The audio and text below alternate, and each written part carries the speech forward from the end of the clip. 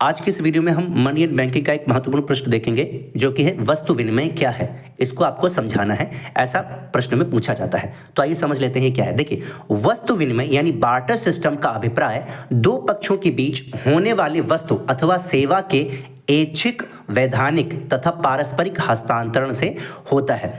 तो देखिए, barter system आज के समय में तो बहुत ही कम होता है, आप जानते हैं, ना के बराबर होता है, पहले हुआ करता था। ठीक है, तो कब होता था? दो पक्ष होने चाहिए, दो पक्ष होते थे।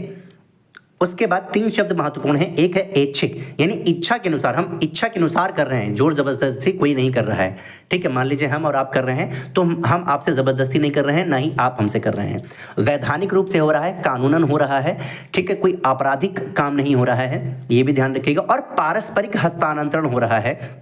इसका मतलब ये हुआ कि जो हमारे पास कम उपयोगी वस्तु है वो हम आपको दे रहे हैं और आपके पास जो कम उपयोगी है वो हमें दे रहे हैं। इस पॉइंट में ये ध्यान देने वाली बात है कि जो आप हमें वस्तु दे रहे हैं वो आपके लिए तो कम उपयोगी है, लेकिन वो हमारे लिए ज़्यादा उपयोगी है। ऐसे ही हम जो आपको वस्तु दे रहे हैं वो हमारे लिए कम उपयोगी थी, लेकिन आपके लिए ज़्यादा उपयोगी थी। इसीलिए हम आपस में एक्सचेंज कर रहे हैं ताकि हमारी आवश्यकताओं की पूर्ति हो जाए।